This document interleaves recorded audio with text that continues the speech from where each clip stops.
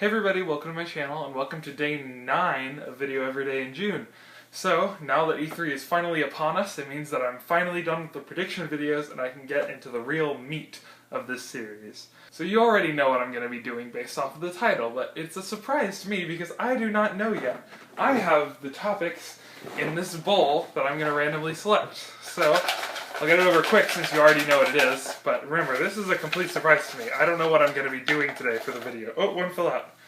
And my favorite musicals. That's actually a pretty good one. This is one that I've been working on for a while. I already have the list played out and everything. Alright, so I have to go get a script ready for that, obviously. But I'm excited for this one, so here we go.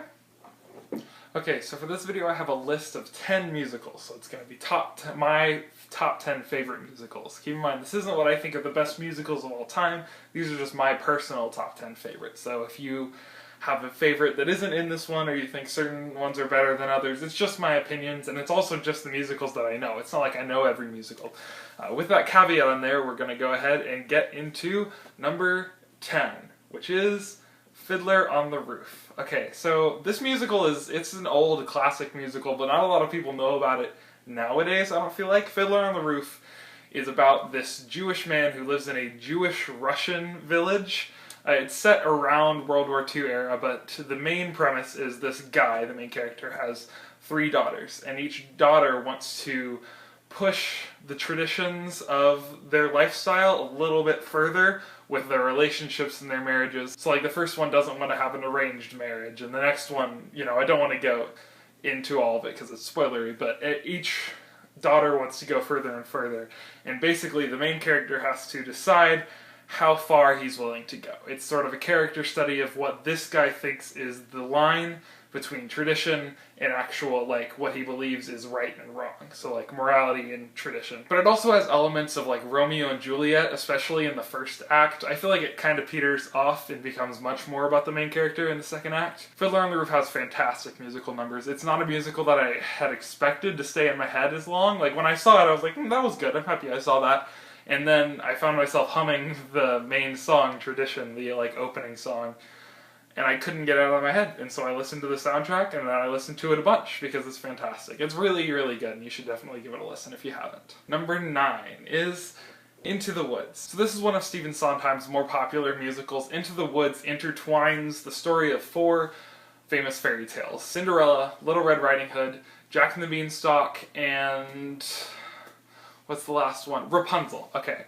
And basically, they tie all of these 4 fairy tales together by giving us the character of the baker and the baker's wife. These 2 can't have children because of a curse that was put onto them by the witch. And the witch is the witch from Rapunzel, so it's like the adopted mother of Rapunzel.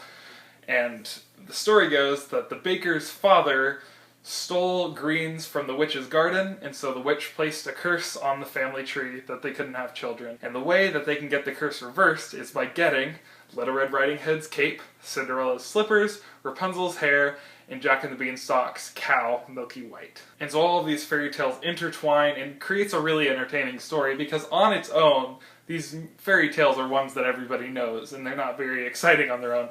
But when you intertwine 5 different stories at once, and you're bouncing between them all, then it's a lot more interesting. Plus, the second act has much more to do with everything unraveling. You know, the first act kind of ends with a happily ever after, and then there's the after that isn't really that happy, and that's how the second act goes. It's fantastic. The music is catchy, but it's very, very Sondheim. If you don't know what that sounds like, you'll hear it when you listen to Into the Woods. It's a very good musical, but it's not one that I found myself listening to a whole bunch, which is why it's a little bit lower on the list. Number 8 is The Little Mermaid. I know a lot of people were kind of iffy on this musical when it came out. They're like, yeah, it's good, but it's nothing special. I just like The Little Mermaid. And it's not because I like the movie or anything. Like, I haven't seen the movie The Little Mermaid since I was like 5 or 6. But it's just genuinely, it's a really good story, and the songs are amazing. Even the original songs, like I Want the Good Times Back and If Only, is probably the best song in the soundtrack, beating out even the original songs. Part of Your World is great. I really, really like this. The story is good. I like that they give a little bit more focus on Triton's like relationship with Ariel than the movie does, but all in all, it's just fantastic. It's great. There are a few songs that I'm like, that doesn't need to exist. Positivity, kind of, oh man, that grinds my gears. Anyways, enough of that. It's a great musical. You should listen to it, and I felt like I had to justify some of my reasons for liking it because I put it above Into the Woods, which a lot of people will probably disagree with, but it doesn't matter because it's my opinions. So number 7 on my list is Natasha, Pierre, and the Great Comet of 1812. So this musical got robbed because it came out 2016, the same year as Dear Evan Hansen. And I mean, I like Dear Evan Hansen better, but Great Comet has fantastic orchestration. That's really the main pull, at least for me, for Great Comet, is if you listen to it, the music is insane. Like, it's so good. It has my favorite solo to sing of all time, Dust and Ashes. But the story is good. Like, the thing is, Dear Evan Hansen really is held by the story and the emotions, and Great Comet has a more all-around sort of feel where the story is good, but the music is really what takes hold. And Dave Malloy's composition is just phenomenal here. I mean, if you have not listened to this musical, you owe it to yourself to listen to this musical. It just sucks that this musical didn't get as recognized, because like in 2016, Dear Evan Hansen won Best Score over Great Comet, which is a travesty, because Dear Evan Hansen is great, but it's all guitar and, you know, really basic stuff, whereas Great Comet goes with all sorts of weird orchestration, but it's all fantastic. Ah, man, I can't talk enough about how great Great Comet is, but I have to move on. So here we are with number 6, is My Fair Lady. I love this musical so much. My Fair Lady is the story of 2 people, Eliza Doolittle and Henry Higgins. Eliza is a poor flower girl living in London. She has a really thick Cockney accent. She's really poor. Henry Higgins, on the other hand, is a phonetician, which means he's somebody who studies and teaches pronunciation of English. And he makes a bet with his friend, kinda, Colonel Pickering, that in 3 months he could take Eliza, this really poor Cockney girl, and pass her off as a duchess at a royal embassy just by teaching how to speak correctly. And so that's what this story is. It's the transformation of Eliza. And you get to see how this transformation influences her identity, how this, like, just getting moved into a different class really shakes with her. But the music is fantastic. Obviously the story is great. I absolutely love all of Eliza's songs here. Just You Wait is like my go-to song whenever I'm thinking of this musical. You get to do the really thick Cockney accent, the Just You Wait, Henry Higgins, Just You Wait. It's so good. But then, like, Wouldn't It Be Lovely? Obviously there's the big solos like On the Street Where You Live, but then there's the dance numbers, and it's just, this musical's got everything. There's a reason why this musical has stood the test of time. It is one of the all-time greats, and I would definitely give it a listen if you can. Number 5 on my list goes to a musical that has a very special place on my heart. So number 5 is Wicked, the untold story of the Witches of Oz. This was the first real musical that I ever saw. I would recommend, if you haven't seen Wicked, that you actually go and see the show instead of listening to the soundtrack first, because a third of the show is the show itself, like being there on the stage, the costumes, the effects. It's really great. Wicked, I think, is fantastic because it is accessible for people who aren't really into musical theater, but it also nails the 3 things that you really need to, which is the showmanship, you know, the costume, set design, like I said, the story, and the music, and it nails it on all 3 fronts. Obviously, it won tons of Tonys for best costumes and best set design and stuff. The story side, it follows it's a prequel / retelling of The Wizard of Oz, this time from the perspective of Elphaba, better known as the Wicked Witch of the West, and you get to see what turns her into the Witch of the West. You get to see her and Glinda, who is named Galinda at the beginning of the musical. You get to see them become really close friends and then break up because of the thing that turns Elphaba into the Wicked Witch of the West.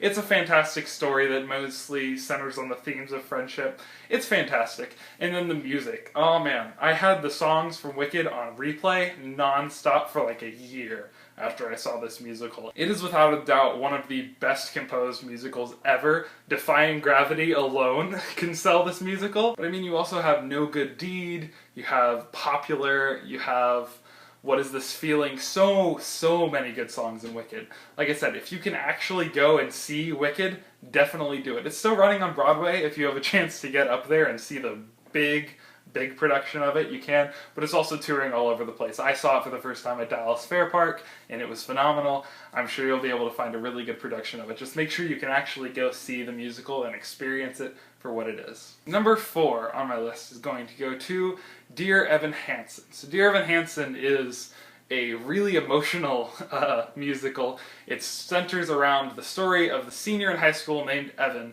who has crippling social anxiety and how he gets caught up in this lie that just spirals out of control to the point where he's fooling tons and tons of people, and you get to see how it all gets really, really tense and how it all unravels, and it's insane. And I can't really get into specifics because even though the lie starts like right off the bat, it's kind of spoilery what happens. The musical is really emotional, and I think that's the central core of why this musical works so well, is the story is fantastic. It deals with some fairly serious themes, but it manages to balance it out with some comedy, but it's so relatable, and it's so well done, and it has one of my favorite songs from Broadway ever, despite being fairly recent, Waving Through a Window. It's the want song, it's the biggest showstopper, I think, in the whole musical.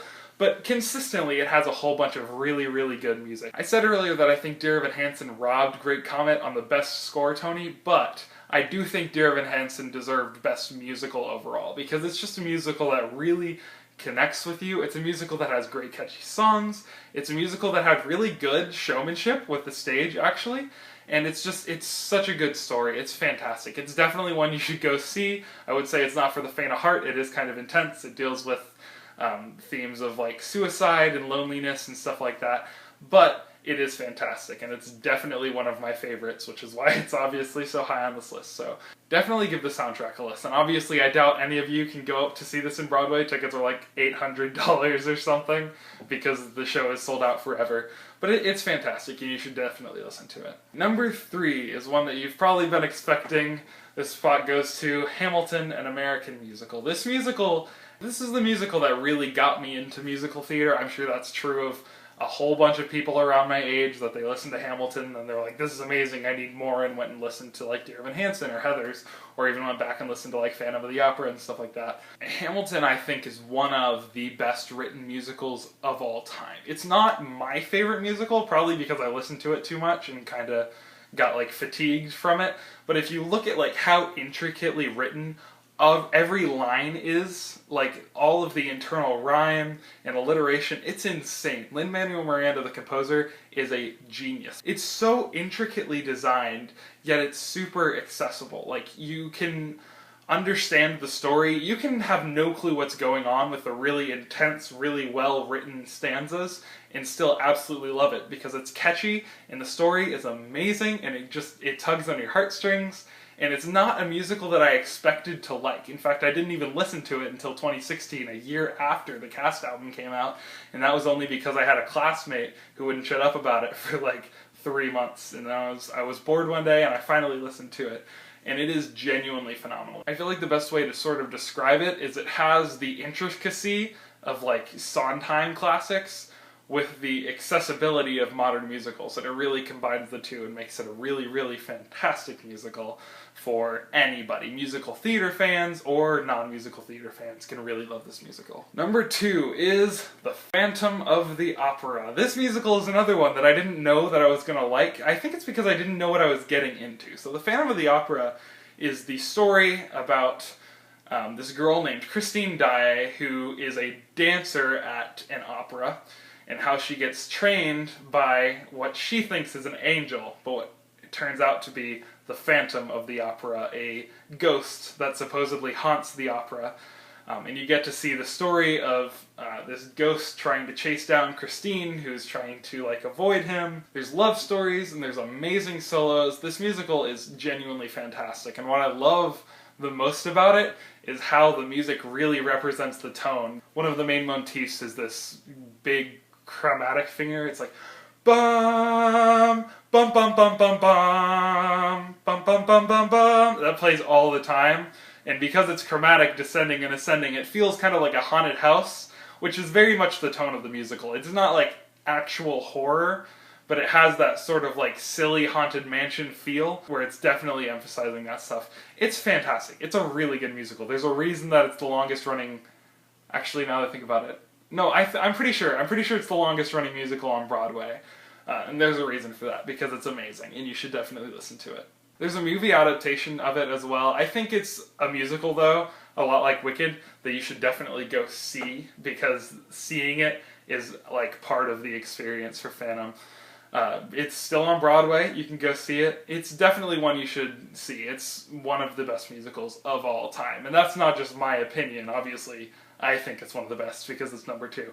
But it's ranked as like best, second best, third best on like every list ever, because Phantom of the Opera is just amazing. And number 1, what is my favorite musical of all time? So, this one is kind of iffy. Because it shifts around a lot what my favorite musical is, it's kind of hard to nail down. But over the past couple of weeks, I have consistently come out to the same answer, and that is Les Miserables. So this musical, it's funny that it's now at the top of my list, because the first time that I watched this musical, I did not like it that much. I got engrossed in the story, I cried at the end, but I finished it and I was like, yeah, that's okay. I didn't really get it, and I think it's because the plot is structured so weirdly. But the second time I watched it, I was like, this is amazing. This is the best musical of all time. I'm never going to stop listening to it. And I listened to the soundtrack a whole bunch. Like I said a second ago, the plot is kind of structured weird because it's an adaptation of Les Miserables by Victor Hugo, which is a book written in 5 volumes that all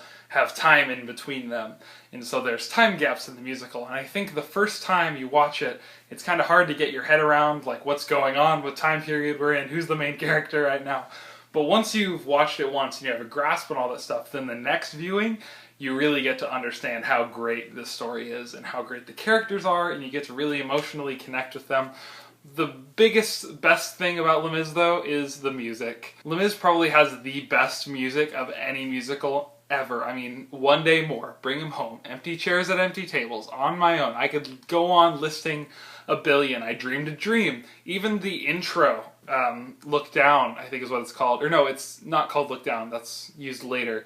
But, anyways, point is, the music in Les Mis is the best, I think, of all time. And that's why it deserves my favorite spot, because the story is amazing, and I absolutely adore the soundtrack. And that's it for this top 10 video. This one is not going to be fun to edit, I imagine. It's just great that I picked it first out of the Video Every Day in June series. Hopefully y'all enjoyed this, and if you want to see more like this, make sure to hit that notification bell so you'll be notified when I post these videos. I'm doing a video every day this month. That's what Video Every Day in June means, obviously. And I hope to see y'all for the rest of the time. So I'll see y'all hopefully tomorrow for day 10. Bye. Hey everybody, welcome to my channel, and welcome to day... Oh my god. Okay.